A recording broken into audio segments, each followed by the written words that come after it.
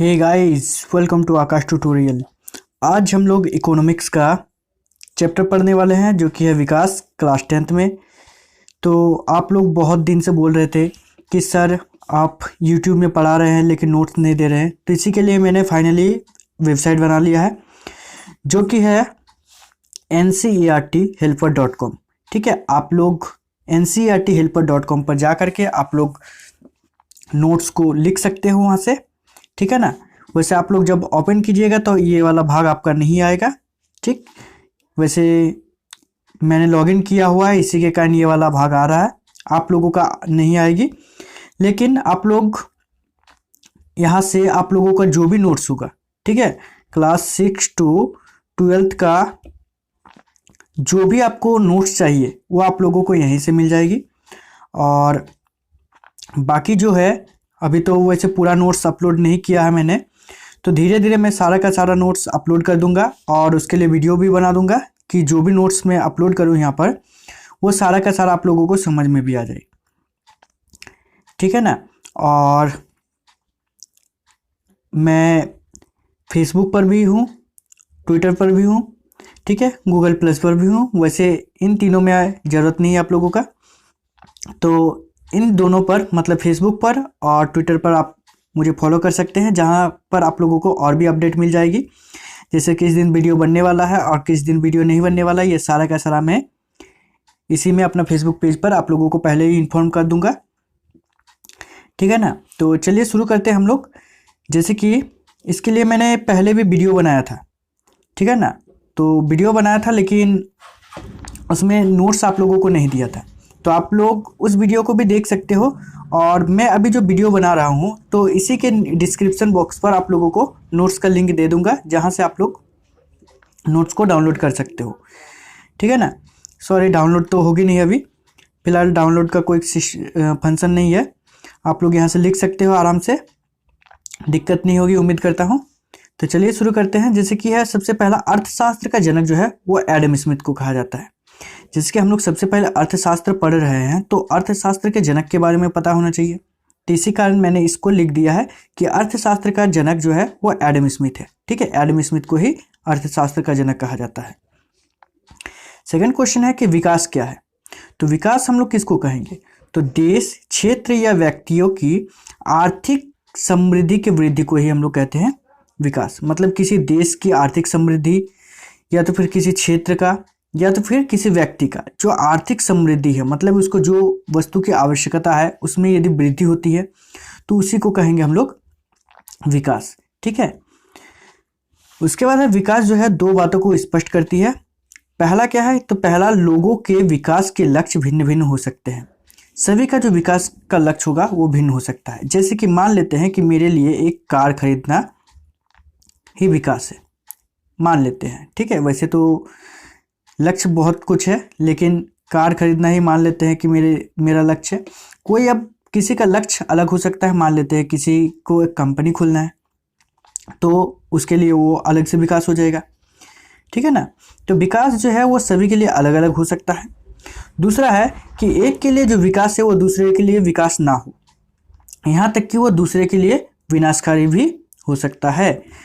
बिल्कुल, अब जो किसी एक व्यक्ति के लिए विकास है तो जरूरी नहीं है कि वो वही चीज दूसरे के लिए विकास हो, वो दूसरे के लिए विनाशकारी भी हो सकती है। ठीक है ना। उसके बाद फिर जैसे राष्ट्रीय विकास का क्या अर्थ है। अब राष्ट्रीय विकास हम लोग किसको कहेंगे, तो जब किसी देश के अंदर लोगों के आर्थिक, व्यावसायिक या अन्य क्षेत्र में विकास होता है उसे राष्ट्रीय विकास कहते हैं। ठीक है, यदि दिक्कत होगा आप कमेंट कर सकते हो, ठीक है ना, मैं आप लोगों को क्लियर कर दूंगा। नेक्स्ट है राष्ट्रीय विकास परिषद। यह राष्ट्रीय विकास परिषद क्या है, तो योजनाओं के निर्माण में राज्य की भागीदारी होनी चाहिए। इस विचार को स्वीकार करते हुए सरकार के एक प्रस्ताव 6 अगस्त 1952 ईस्वी को राष्ट्रीय विकास परिषद का गठन हुआ। मतलब यह है कि किसी राष्ट्र का विकास होना चाहिए और उसमें जो है राज्यों का भी भागीदारी होनी चाहिए। और इसी विचार को स्वीकार करते हुए सरकार ने क्या किया कि 6 अगस्त 1952 ईस्वी को एक संगठन का निर्माण किया, एक संगठन बनाया और उसी संगठन का नाम दिया गया राष्ट्रीय विकास परिषद। ठीक है ना। और कहा जा रहा है कि यह देश के पंचवर्षीय योजना को से अनुमोदन है। इस परिषद का अध्यक्ष जो होता है वो प्रधानमंत्री होता है। ठीक है ना, मतलब ये जो पंचवर्षीय योजना के तहत होती है और इसका जो अध्यक्ष होते हैं वो प्रधानमंत्री होते हैं। नेक्स्ट क्वेश्चन है आप लोगों का कि किसी देश की आय का क्या तात्पर्य है, मतलब किसी देश की आय से आप क्या समझते हैं। तो जैसे कि किसी देश की आय उस देश के सभी निवासियों की कुल आय होती है। किसी देश की यदि आय का बात किया जाए तो उस देश में मान लेते हैं कि किसी देश में 2 लाख लोग हैं। ठीक है, और उन 2 लाख लोगों की जो कुल आय है तो उन कुल आय को कहेंगे हम लोग उस देश की आय। ठीक है,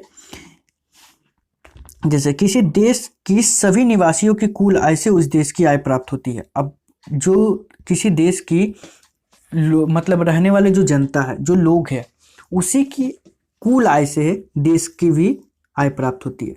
तो ये जरूरी नहीं है, ये विदेशों से भी प्राप्त हो सकती है। विदेशों से किस प्रकार प्राप्त हो सकती है, मैंने इसके लिए फेस वीडियो बनाया था, इसको बहुत डिटेल में समझाया था। ठीक है ना, तो उस वीडियो का भी लिंक मैं इसी वीडियो का डिस्क्रिप्शन बॉक्स पर दे दूंगा, जहां से आप लोग उस वीडियो को भी देख सकते हो। उसके बाद है औसत आय। ठीक है, औसत आय किसे कहा जाता है इसको बता रहा हूं मैं। औसत आय को आप लोगों का प्रति व्यक्ति आय भी कहा जाता है। ठीक है ना, प्रति व्यक्ति आय के नाम से भी इसको जाना जाता है। तो इसको समझ लेते हैं हम लोग क्या है। तो किसी देश की कुल आय को उस देश की कुल जनसंख्या से भाग देने पर प्राप्त आय को औसत आय कहते हैं। मतलब मान लेते हैं कि किसी देश की जनसंख्या है मान लेते हैं 2 लाख। ठीक है ना, 2 लाख है मान लेते हैं, और आय जो है वहां का मान लेते हैं 4 लाख। ठीक है, तो यदि इस 4 लाख को मैं इस 2 लाख जनसंख्या से भाग देता हूं तो जो हम लोगों को आय प्राप्त होगा वही आय कहलाएगा हम लोगों का औसत आय।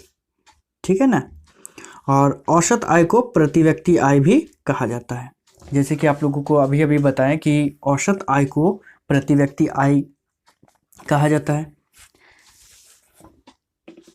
नेक्स्ट है आप लोगों का विश्व बैंक की विश्व विकास रिपोर्ट 2012 के अनुसार देशों का वर्गीकरण करने में निम्न मापदंड उपयोग किया जाता है। अब जैसे कि हम लोग कहते हैं कि कोई देश जो है वो विकसित देश है, कोई समृद्ध देश है, कोई निम्न आय वाला देश है, तो हम लोग किस आधार पर कहते हैं? क्या हम लोग खुद अपने मन से ऐसा बोल देते हैं कि वो गरीब देश है या वो अमीर देश है?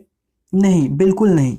ये विश्व बैंक क्या करती है कि एक विश्व विकास रिपोर्ट जारी करती है कि कौन सा देश कितना प्रति व्यक्ति आय है, जिस देश का मतलब जितना अधिक, तो उस प्रति व्यक्ति आय के आधार पर उस देश का बंटवारा किया जाता है। तो किस आधार पर किया गया है 2012 के अनुसार, तो उसको हम लोग सबसे पहले देखेंगे। जैसे कि सबसे पहला जो है समृद्ध देश, तो विश्व विकास रिपोर्ट के अनुसार वो 3 भागों में बांटती है देश को। सबसे पहला समृद्ध देश, दूसरा है निम्न आय वाला देश और तीसरा है विकसित देश।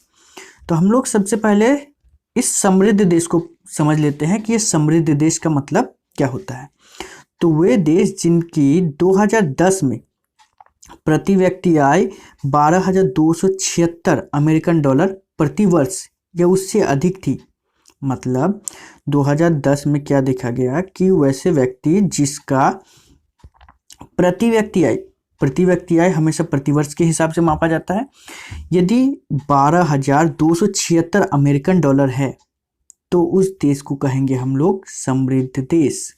ठीक है ना, और जिस देश का आय जो होगा प्रति व्यक्ति आय यदि 1,005 अमेरिकन प्रति डॉलर होगा, मतलब अमेरिकन डॉलर होगा यदि प्रति वर्ष, तो उस देश को कहेंगे हम लोग निम्न आय वाला देश। मतलब वे देश जिनका 2010 में प्रति व्यक्ति आय 1,005 अमेरिकन डॉलर प्रति वर्ष या उससे कम थी, उन्हें निम्न आय वाला देश कहेंगे। और तीसरा है विकसित देश, जिसका आय क्या होगा कि समृद्ध देश से कम और निम्न आय वाला देश से अधिक। तो ऐसा यदि प्रति व्यक्ति आय होता है तो उस देश को हम लोग कहेंगे विकसित देश, ठीक है ना। जैसे कि वर्तमान समय में भारत को विकसित देश में गिना जा रहा है। अब उसी अध्याय में आप लोगों का क्वेश्चन है कि शिशु मृत्यु दर, कि शिशु मृत्यु दर हम लोग किसको कहेंगे। तो किसी देश में पैदा हुए, या तो फिर आप लोग अच्छे लैंग्वेज में यूज़ करना चाहते हैं इसको तो लिख सकते हैं कि जन्म हुए बच्चे। तो किसी देश में जन्म हुए 100 जीवित बच्चों में से 1 वर्ष की आयु से पहले, 1 वर्ष से आयु से पहले यदि मर जाने वाले बच्चों का जो अनुपात होता है उसी को कहा जाता है शिशु मृत्यु दर, ठीक है ना। और भारत में यदि ये पूछा जाए कि सबसे अधिक शिशु मृत्यु दर कहाँ का है, तो सबसे अधिक है बिहार का, और सबसे कम यदि पूछा जाए तो सबसे कम होगा वो केरल का, ठीक है ना, शिशु मृत्यु दर। अब है साक्षरता दर। साक्षरता दर का यदि बात किया जाए तो किसी देश या राज्य के वैसे बच्चे जिनका उम्र 7 वर्ष या उससे अधिक आयु के लोगों में शिक्षित लोगों का अनुपात को साक्षरता दर कहा जाता है।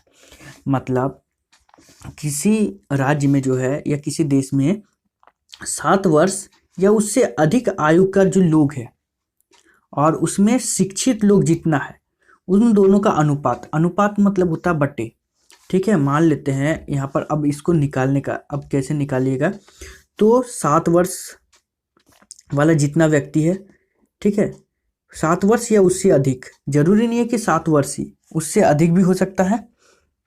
और उसमें मान लेते हैं कि शिक्षित लोगों का संख्या जो है, ठीक है, शिक्षित का संख्या,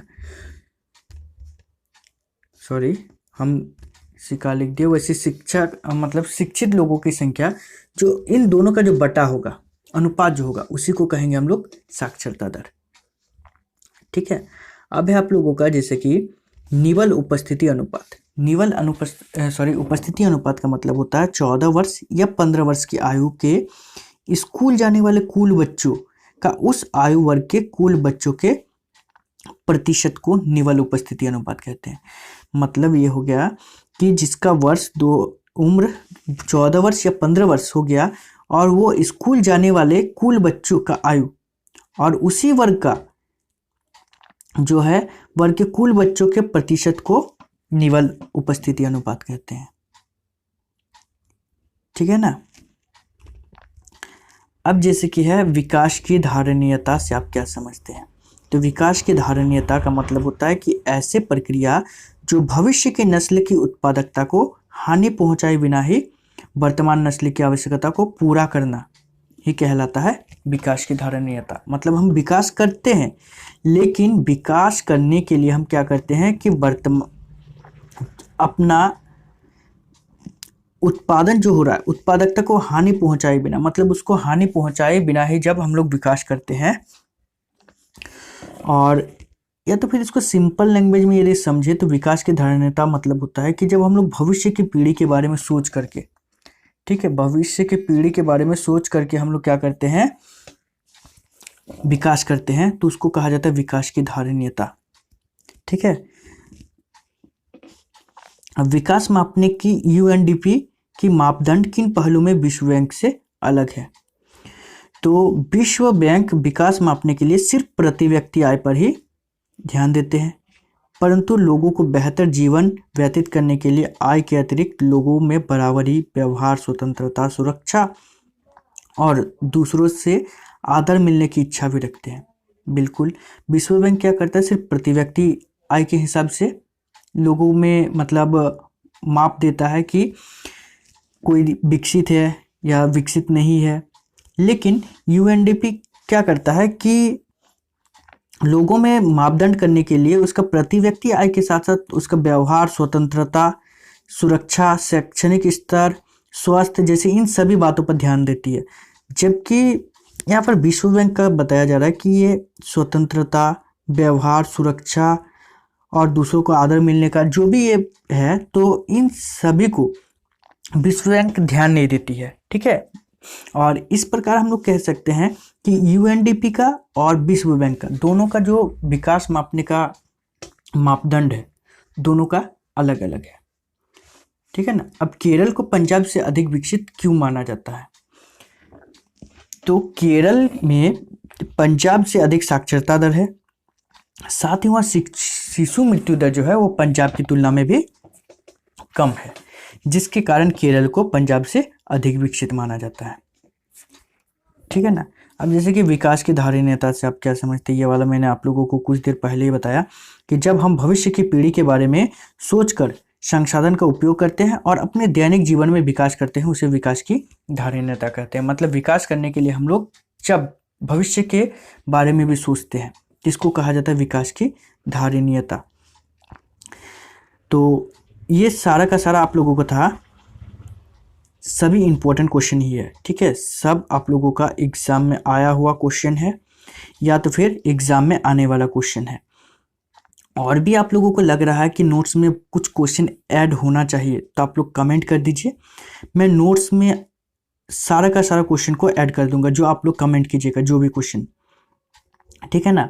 और फिर से बता रहा हूँ कि मैं जो भी आप लोगों को ये नोट्स देने वाला हूँ, ये वीडियो देने वाला हूँ, तो इस वीडियो का नीचे जो डिस्क्रिप्शन बॉक्स है उसी में मैं इसका लिंक भी दे दूंगा वेबसाइट का, जहाँ से आप लोग लिख सकते हो। ठीक है ना। तो इस वीडियो में इतना ही, और यदि आपको लग रहा है कि कुछ क्वेश्चन छूट रहा है तो आप कमेंट कीजिए, मैं उस क्वेश्चन को आप लोगों को समझा दूंगा। ठीक है, थैंक यू।